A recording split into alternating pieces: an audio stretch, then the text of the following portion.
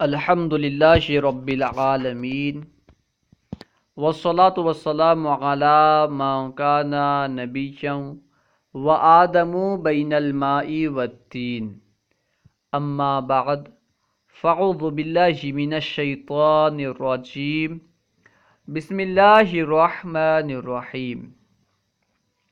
آج ہم انشاءاللہ عز و جل تلخیص الاعراب سے چند مفید ضروری باتیں پڑھیں گے۔ آئیے شروع کرتے ہیں۔ امور ضروریہ نافعہ، نفع بخش ضروری امور۔ سوال: المصلی، المسمی، المجتبی، المصطفی، یہ کلمات اسم متمکن کی کون سی قسم میں داخل ہیں؟ اسم متمکن کی جو 16 اقسام بیان کی گئی ہیں ان اقسام میں سے کون سی قسم میں یہ کلمات داخل ہیں؟ المصطفیٰ، المسمی، المجتبی، المصطفی۔ جواب: یہ کلمات اسم مقصور ہیں۔ یہ کلمات جو ہیں اسم مقصور ہیں۔ کیوں اسم مقصور ہیں؟ کیونکہ ان کے آخر میں الف مقصورہ ہے۔ اچھا، الف مقصورہ کسے کہتے ہیں؟ الف مقصورہ اس الف کو کہتے ہیں جس کے بعد حمزہ نہ ہو۔ جس الف کے بعد حمزہ ہو اسے الف ممدودہ کہتے ہیں، اور جس الف کے بعد حمزہ نہ ہو اسے الف مقصورہ کہتے ہیں۔ کیونکہ ان کلمات کے آخر میں الف مقصورہ ہے، یعنی ایسا الف ہے جس کے بعد حمزہ نہیں ہے، تو معلوم ہوا کہ یہ اس میں مقصور ہیں۔ کیونکہ جن کلمات کے آخر میں الف مقصورہ ہو وہ کلمات اسم مقصور کہلاتے ہیں۔ ٹھیک ہے، جس اسم کے آخر میں الف مقصورہ ہو وہ اسم مقصور کہلاتا ہے۔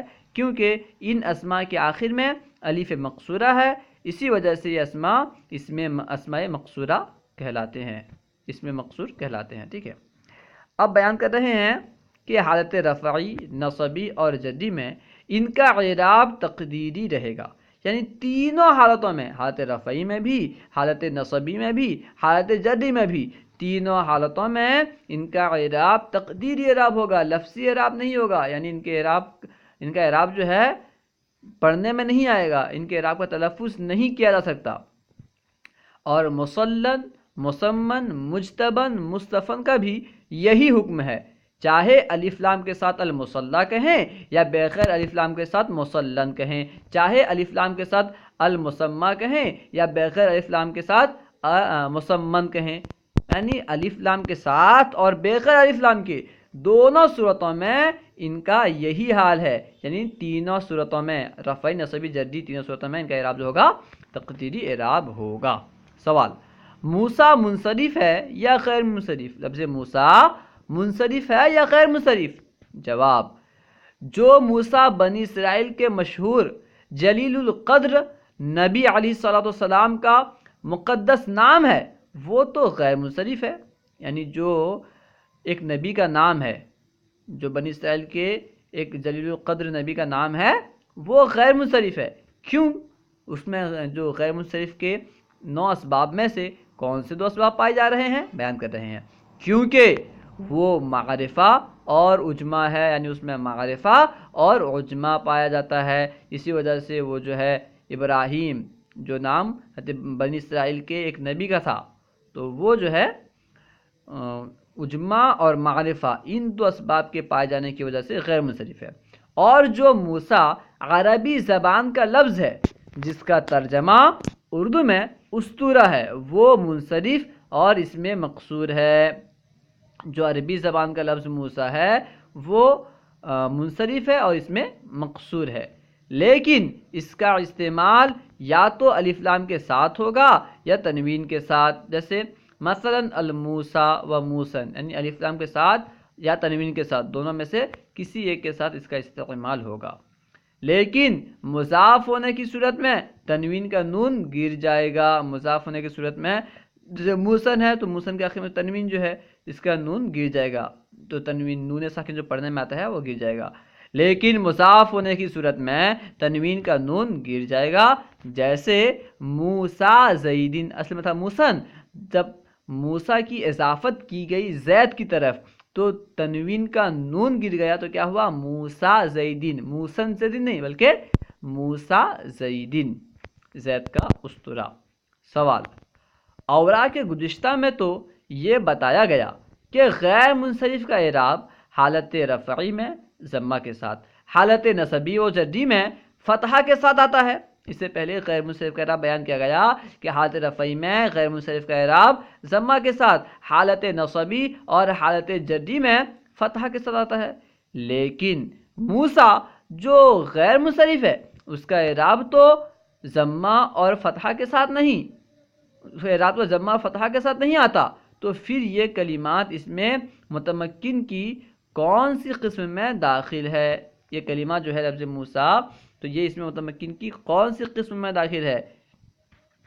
جواب، جس غیر منصرف کا اعراب ضمہ اور فتحہ بتایا گیا، جو غیر منصرف کا اعراب اوپر بیان کیا گیا تو وہ جس غیر منصرف کے بارے میں ہے، ٹھیک ہے، بیان کر رہے ہیں جس غیر منصرف کا اعراب ضمہ اور فتحہ بتایا گیا، اس سے مراد وہ غیر منصرف ہے جس کے آخر میں الف مقصورہ نہ ہو، یعنی جس غیر منصرف کا اعراب یہ بتایا گیا کہ اس کا اعراب حالت رفعی میں ضمہ کے ساتھ، حالت نصبی اور جری میں فتحہ کے ساتھ، تو یہ اس غیر منصرف کا اعراب ہے جس کے آخر میں الف مقصورہ نہ ہو۔ رہا وہ غیر منصرف جس کے آخر میں الف مقصورہ ہو، تو وہ اس میں متمکن کی 13ویں قسم اس میں مقصور میں داخل ہے، یعنی جو جس غیر منصرف کے آخر میں الف مقصورہ ہوتا ہے تو وہ اس میں متمکن کی جو 13ویں قسم بیان کی گئی تھی اس میں مقصور، ٹھیک ہے، اس کی اقسام میں داخل ہے، وہ بیان کر رہے ہیں۔ تو وہ اس میں متمکن کی 13ویں قسم اس میں مقصور میں داخل ہے، تو موسیٰ اگرچہ غیر منصرف ہے لیکن چونکہ اس کے آخر میں الف مقصورہ ہے اس لیے وہ اس میں مقصور ہے، اور اس کا اعراب لفظی ضمہ اور فتحہ کے بجائے تقدیری ضمہ اور فتحہ کے ساتھ آئے گا، یعنی حالت رفعی میں ضمہ تقدیری کے ساتھ، حالت نصبی اور جری میں تقدیری ضمہ کے ساتھ آئے گا۔ سوال، اسباب منع صرف میں وہ کون سا سبب ہے جو تنہا 2 سبب کے قائم مقام ہے؟ کیونکہ کچھ ایسے اسباب ہیں جو 2 سبب کے قائم مقام ہوتے ہیں، تو مصنف پوچھ رہے ہیں خود کہ اسباب منع صرف میں سے وہ کون سے اسباب ہیں جو 2 سبب کے قائم مقام ہیں؟ جواب، تانیث بالالف 2 سبب کے قائم مقام ہے، تانیث بالالف 2 سبب کے قائم مقام ہے، یوں ہی جمعہ بھی 2 سبب کے قائم مقام ہے، تانیث بالالف بھی 2 سبب کے قائم مقام ہے، اسی طرح جمعہ بھی 2 سبب کے قائم مقام ہے، یعنی جس میں تانیث بالالف پالیا جائے گا تو وہ اسم غیر منصرف کہلائے گا، غیر منصرف ہو جائے گا اگرچہ اس میں دوسرا سبب نہ پایا جائے۔ اسی طرح جمعہ، جس اسم میں جمعہ پالیا جائے گا، جمعہ سے مراد جمعہ منتہی الجموع، جس اسم میں جمعہ منتہی الجموع پالیا جائے گا اس کے لیے دوسرا سبب ہونا ضروری نہیں ہے، بغیر دوسرے سبب کے بھی وہ غیر منصرف ہوگا۔ سوال، تانیث بالالف کی کتنی قسم ہے؟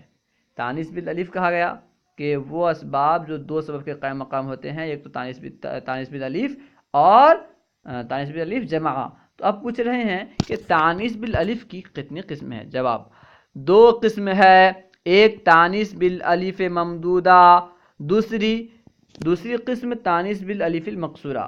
پہلی قسم کیا ہے؟ تانیث بالالف الممدودہ، دوسری قسم تانیث بالالف المقصورہ۔